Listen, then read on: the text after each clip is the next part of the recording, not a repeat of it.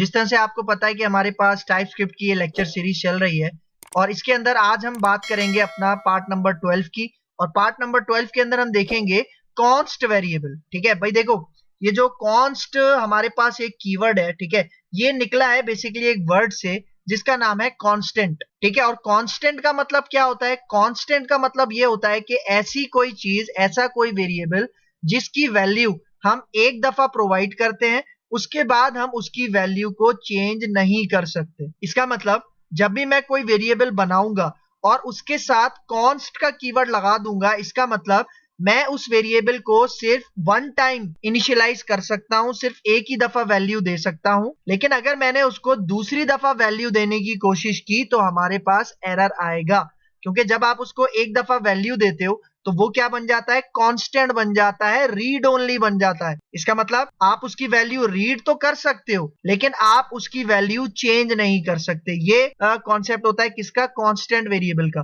भाई जिस तरह से आपको पता है हमारे पास मैथमेटिक्स में एक टर्म यूज होती है जिसको हम कहते हैं पाई। पाई की वैल्यू क्या है? अगर मैं फ्रैक्शंस में बताऊं तो 3.14। तो आपको पता है पाई की वैल्यू कांस्टेंट है, यूनिवर्सल कांस्टेंट है, आप उसकी वैल्यू चेंज नहीं कर सकते। सेम उसी तरह जब हम प्रोग्रामिंग कर रहे होते हैं तो हमें कुछ ऐसे वेरिएबल्स बनाने की जरूरत पड़ती है जिसकी वैल्यू हम चाहते हैं कभी भी चेंज ना हो, तो उसके लिए हम यूज करते हैं कॉन्स्ट वेरिएबल का कॉन्सेप्ट। तो यहाँ पे देखो सबसे पहला पॉइंट क्या बता रहा है? Variables can be declared using const similar to var और लेट डिक्लेरेशन। इसका मतलब भाई देखो, जिस तरह हम वॉर कीवर्ड यूज करके, लेट का कीवर्ड यूज करके वेरिएबल बनाते हैं ना, सेम उसी तरह हम कॉन्स्ट का कीवर्ड यूज करके अपना वेरिएबल बना सकते हैं।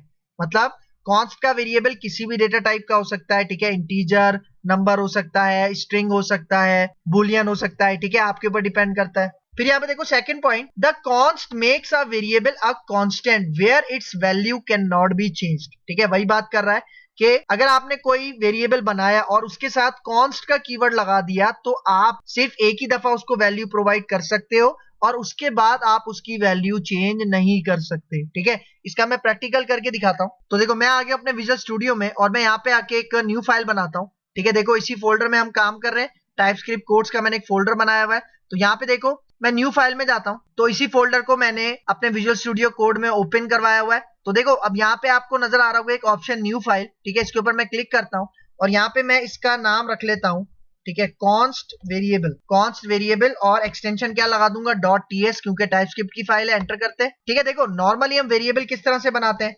फॉर एग्जाम्पल मैं लेट का कीवर्ड यूज करता हूँ। ठीक है, मैं यहाँ पे वेरिएबल का नाम रखता हूँ नम, ठीक है, और इसकी डेटा टाइप में स्पेसिफाई कर देता हूँ कि भाई ये नंबर है और इसके अंदर मैं कोई वैल्यू स्टोर कर देता हूँ, फॉर एग्जाम्पल 30।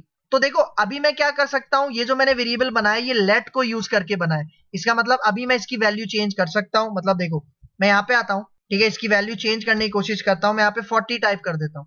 ठीक है, तो देखो अलाउड है, कोई एरर नहीं आ रहा। मतलब अगर मैं यहाँ पे आके console.log करके आपको इसका रिजल्ट दिखाऊं, कौन से वेरिएबल का? नम वेरिएबल का। ठीक है, तो अब अपनी इस फाइल को मैं जावास्क्रिप्ट की फाइल में कन्वर्ट करता हूँ। ठीक है, तो उसके लिए कमांड टाइप करते हैं। तो देखो मैं यहाँ से टर्मिनल ले लेता हूँ, न्यू टर्मिनल। ठीक है, और यहाँ पे मैं कहता हूँ tsc और मेरी फाइल का क्या नाम है?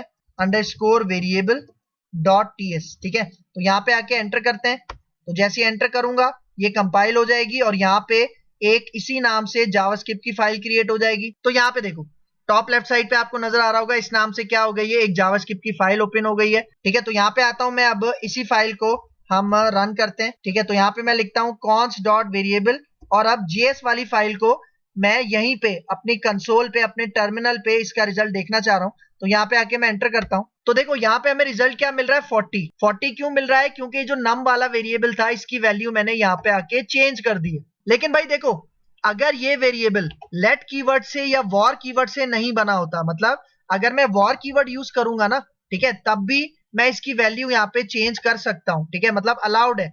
लेकिन अगर मैं यहाँ पे कॉन्स्ट का कीवर्ड यूज कर दूं, ठीक है, अब देखो अब मैंने यहाँ पे कॉन्स्ट का कीवर्ड यूज कर लिया है।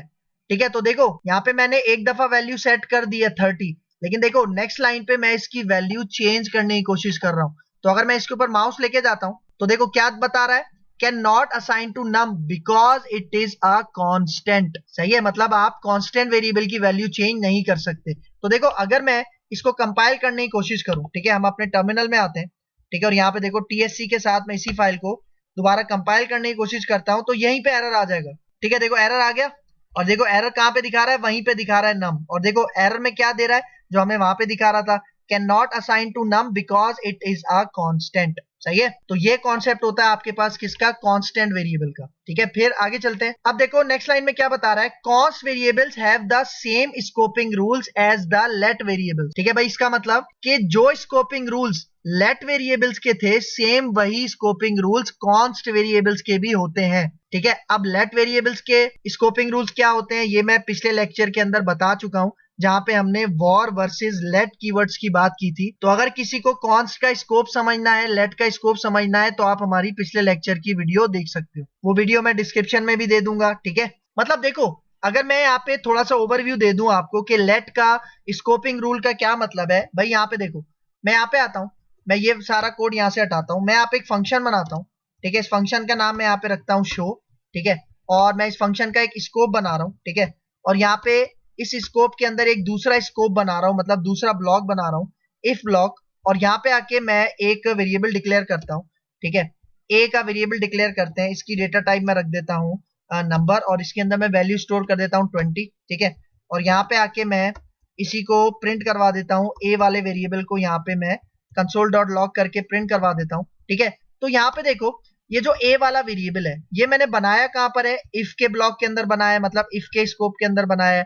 और ये वाला जो वेरिएबल है, ठीक है, ए वाला, इसको मैं सिर्फ इफ के ब्लॉक के अंदर ही यूज कर सकता हूं, मतलब आउटसाइड इफ मैं इस वेरिएबल को यूज नहीं कर सकता। तो देखो अगर ये ए वाला वेरिएबल मैं इफ के ब्लॉक के बजाय फंक्शन के ब्लॉक के अंदर, फंक्शन के स्कोप के अंदर यूज करता हूं, तो देखो यहाँ पे स्ट्रेट अवे एरर आ रहा है, और देखो एरर क्या दे रहा है, एरर आपके पास यही दे रहा है, कैन नॉट फाइंड नेम ए, मतलब उसको ए नहीं मिल रहा, क्योंकि ए वाला वेरिएबल कहां डिक्लेयर हुआ हुआ है, कौन से स्कोप में, इफ के स्कोप में डिक्लेयर हुआ हुआ है, इसलिए यहाँ पे एरर आ रहा है। ठीक है, तो अगर यहाँ पे लेट के बजाय यही काम मैं कॉन्स्ट की मदद से कर रहा होता, मतलब अगर मैं कांस्टेंट वेरिएबल बना रहा होता, तो उसका भी सेम यही सीन होता। मतलब देखो अगर मैं यहाँ पे आके लेट हटा के कॉन्स्ट लगा देता हूं, तो देखो कॉन्स्ट के केस में भी आपके पास यही एरर आएगा, कैन नॉट फाइंड नेम ए।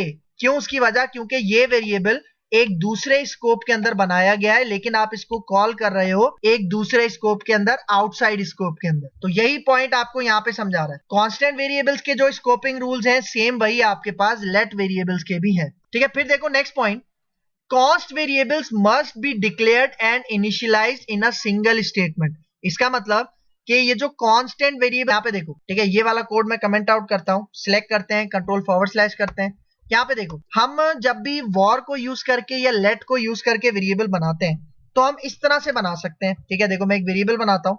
ठीक है, यहाँ पे मैं नंबर, इसको डेटा टाइप देता हूं और वैल्यू स्टोर करता हूं इसमें 20। ठीक है, तो यहाँ पे देखो अभी मैंने क्या किया है, एक ही लाइन में मैंने वेरिएबल डिक्लेयर भी किया है, इनिशियलाइज भी किया है, लेकिन मैं इस लाइन को दो टुकड़ों के अंदर भी तोड़ सकता हूं। किस तरह से, देखो यहाँ पे मैं जस्ट वेरिएबल डिक्लेयर किया करता हूं। ठीक है, मतलब देखो ये क्या है, ये मेरे पास वेरिएबल की डिक्लेरेशन है।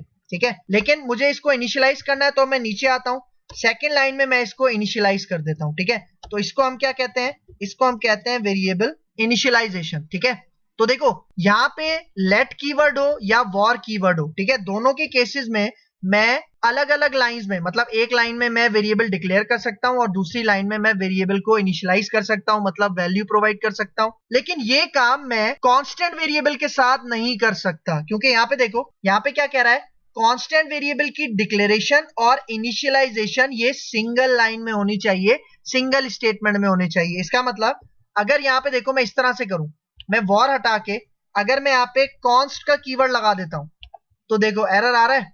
और देखो अगर मैं इसके ऊपर माउस लेके जाऊं तो देखो एरर क्या कह रहा है, constant declaration must be initialised. इसका मतलब कि एक ही लाइन के अंदर आपके पास कांस्टेंट वेरिएबल की डिक्लेरेशन भी होनी चाहिए और इनिशियलाइजेशन भी होनी चाहिए। ठीक है, इसका मतलब मुझे यहाँ पे इसको इस तरह से करना पड़ेगा। ठीक है, देखो मैं यहाँ से इसको हटाता हूँ। ठीक है, और यहाँ मुझे क्या करना पड़ेगा, जहां पे मैं कांस्टेंट वेरिएबल डिक्लेयर कर रहा हूँ, ठीक उसी के बाद मुझे इसकी इनिशियलाइजेशन भी करनी है। मतलब जहां पे मैं कांस्टेंट वेरिएबल की डिक्लेरेशन कर रहा हूं, ठीक उसी जगह मुझे उसकी इनिशियलाइजेशन भी करनी है, मतलब डिक्लेरेशन और इनिशियलाइजेशन एक ही लाइन में करनी है। तो यही पॉइंट यहाँ पे बता रहा है। अब देखो लास्ट पॉइंट, लास्ट पॉइंट में क्या कह रहा है, separate declaration and initialization is not supported.